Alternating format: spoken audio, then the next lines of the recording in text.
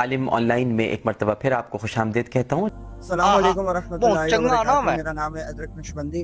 आज फिर आपकी खिदमत में हाजिर हुए अपने प्रोग्राम 2812 के साथ। आज का हमारा टॉपिक है असली वसीला और नकली वसीला। क्या दीन बनाया इन्होंने। हमारे साथ हमारे मशहूर मारूफ हजरत मौलाना अल्लामा लसन कादरी साहब मौजूद हैं।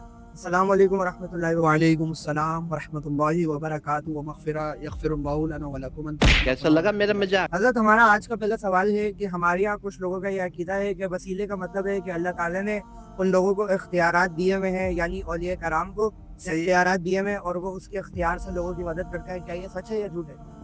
कि तनु गलतफहमी हो गई है। देखिए, आपने बिल्कुल सही बात करी है कि हमारे यहाँ बाज़ लोगों का ऐसा अकीदा है कि वो वसीले की डेफिनेशन जो है वो गलत करते हैं और वो आवाम को धोखा देते हैं।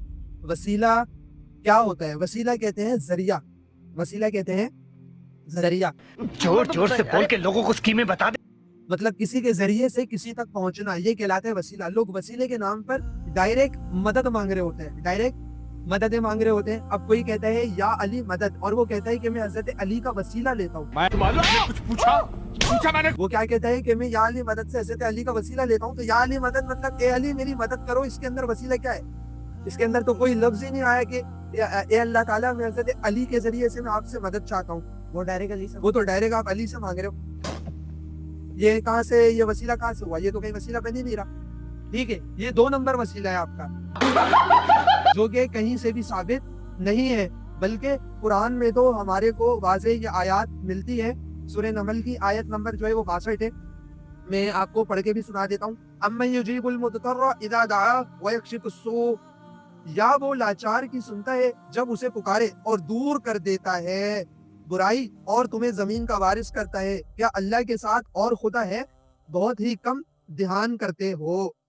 तो इससे हमें वाज़े मालूम हो गया कि लाचार की जो सुनने वाला होता है कि जब उसके पास कोई असबाब नहीं होता, कोई उसको वसाइल नहीं दिख रहे होते, तो वो डायरेक्ट किसको पुकारता है? अल्लाह ताला को। यही फरमाया जा रहा है कि अल्लाह ताला के अलावा तुम जिसको पुकार रहे हो, तो इसका मतलब ये हुआ तुमने गोया उसकी इबादत कर दी, तुमने उसको खुदा समझ लिया।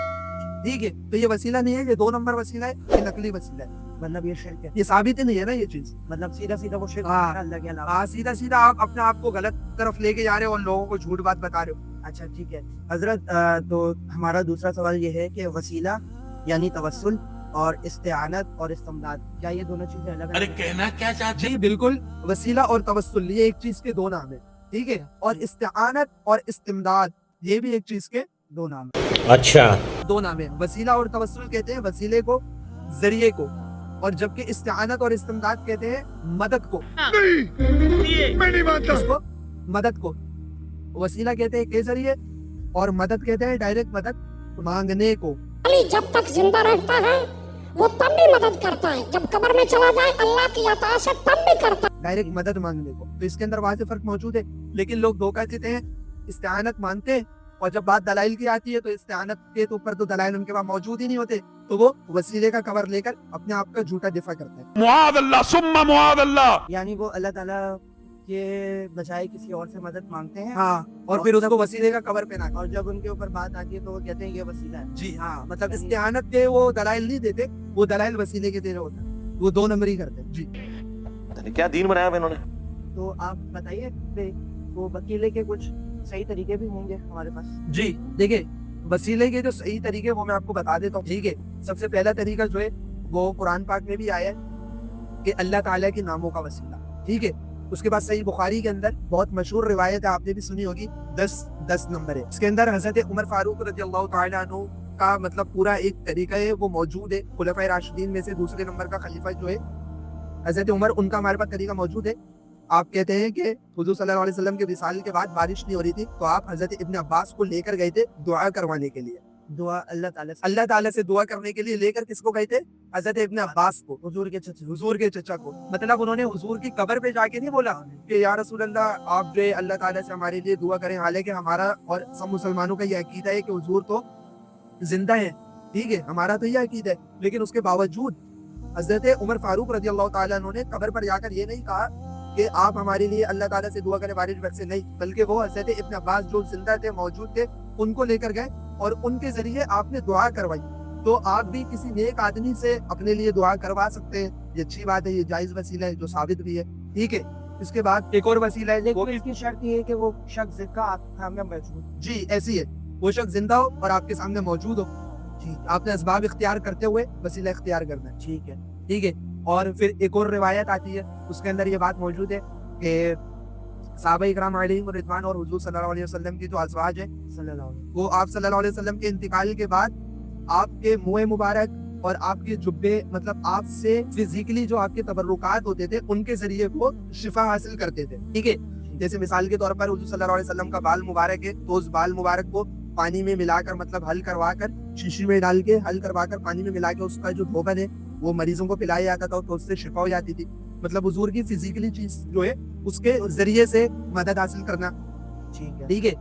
تو یہ والا جو وسیلہ ہے یہ بھی جائز ہے. تو یہ تو حضرت یہ لوگ کہتے ہیں کہ پھر اس پہ یہ لوگ اعتراض کر دینا کہ نبی کی جو استعمال شدہ چیز ہے یا نبی کے جو تبرکات ہیں اس سے وسیلہ جائز ہے تو پھر نبی سے ڈائریکٹ تو جائز ہے. دیکھیں یہ وہ لوگ کرتے ہیں ہوشیاری, یہ کرتے ہیں وہ لوگ 2 نمبری. وہ نبی سے وسیلہ لے ہی نہیں رہے ہوتے نا. اچھا. وہ نبی سے ڈائریکٹ مدد لے رہے ہیں جو کہ حرام ہے. جو کہ جائز ہی نہیں ہے. آپ کہہ رہے ہو یا رسول اللہ المدد, اس کے اندر کہاں پر کون سا لفظ وسیلہ ہے مجھے بتاؤ. اس پورے جملے میں کوئی ایک لفظ مجھے بتاؤ کہ جس کے اندر یہ بات موجود ہو کہ اے اللہ میں حضور صلی اللہ علیہ وسلم کے ذریعے سے تیرے سے فلاں چیز مانگتا ہوں. ٹھیک ہے. ٹھیک ہے. ذریعہ وسیلہ کوئی لفظ موجود ہی نہیں ہے. یہ تو آپ ڈائریکٹلی کہہ رہے ہو یا رسول اللہ المدد, اے اللہ کے رسول میری مدد کریں. اس کے اندر وسیلہ لفظ آ ہی نہیں رہا اور آپ اس چیز کو جھوٹا لبادہ پہنا رہے ہو کہ یہ وسیلہ ہے وسیلہ ہے وسیلہ ہے. یہ غلط بات ہے. یہ 2 نمبر وسیلہ ہے اور یہ نقلی وسیلہ ہے, یہ ثابت نہیں ہے.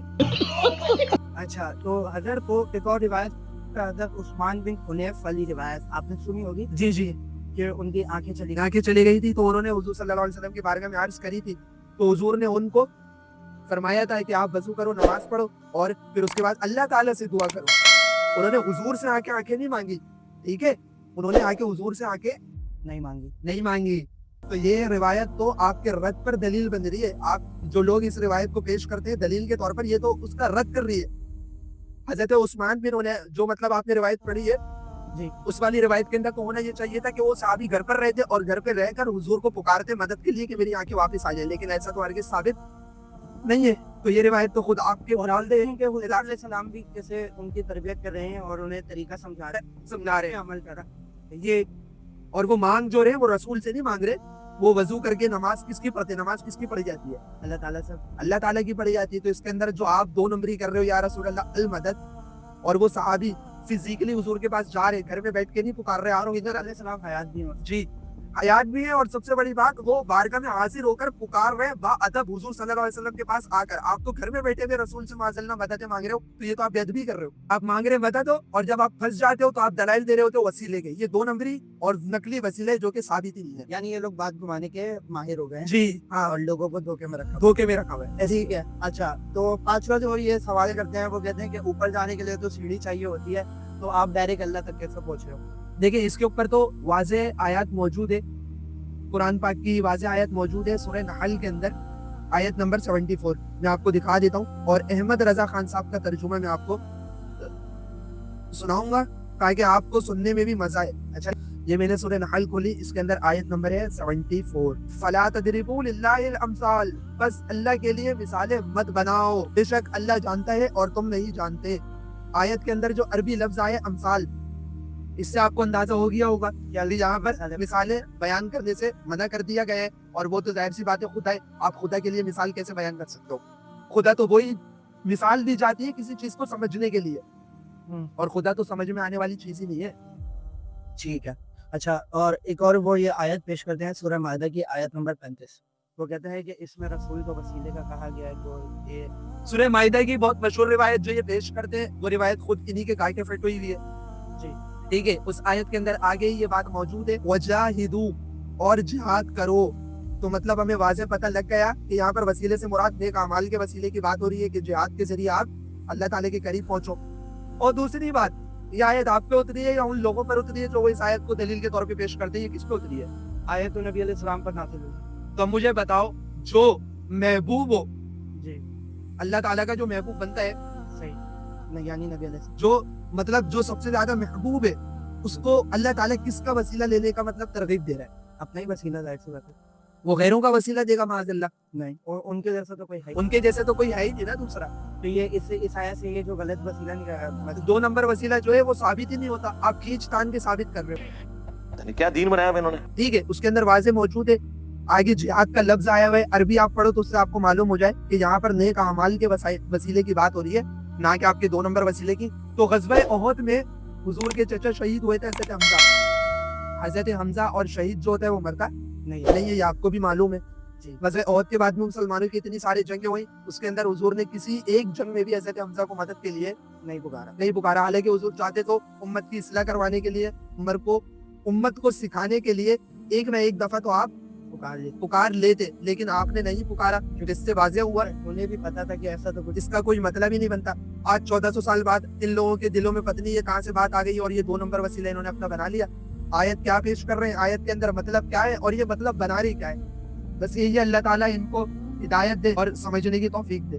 नाज़रीन, देखा आपने, आयत का मतलब ये है, हरगिज़ ये नहीं है कि आप किसी गैर अल्लाह को मदद के लिए पुकार सकते हैं। इवन आप नबी को भी अपने उस चीज़ की मदद के लिए नहीं पुकार सकते जिसका इख्तियार उसके पास नहीं है। और आप देखें, आयत का मतलब सीधा सीधा यही है कि अल्लाह ताला की मदद चाहो नेक कामों के जरिए, यानी ज़कात देकर अल्लाह का वसीला हासिल करो, अल्लाह की बारगाह में मकाम याद करो, जिहाद नमाज पढ़ो, नेक काम करो, अल्लाह ताला के नामों का वसीला देकर अल्लाह ताला को पुकारो। इस तरह अल्लाह ताला तुम्हारी बात सुनता है और वो तो बेशक तुम्हारी शेरक से ज़्यादा करिए। ऐसी है बिल्कुल। इस तरह के जाहिल लोगों से अपने आप को बचाइए, को बचाइए। और अगर इस तरह के अकायद आपके हैं तो आप अपनी इस्लाह करें, कुरान पाक पढ़ें, कुरान पाक तर्जुमे से पढ़ें। और अगर आपको किसी और से इख्तिलाफ है तो आप जिस मतबे फ़िक्र को फॉलो करते हैं उसी के बड़े मोतबर आलिम जिस पे आपका नज़दीक उसको कोई इज्जत हासिल है तो आप उसी का तर्जुमा आप पढ़ें। इंशाअल्लाह अल्लाह पाक आपको सही रास्ता दिखा देगा। नियत आपकी ये होनी चाहिए कि मैं अपनी इस्लाह की कोशिश कर रहा हूँ। अल्लाह पाक बेशक की कोशिश नाकाम नहीं करता और अल्लाह ताला आपको हिदायत दे। आमीन। अस्सलाम वालेकुम व रहमतुल्लाह। वालेकुम अस्सलाम व रहमतुल्लाहि व बरकातहू।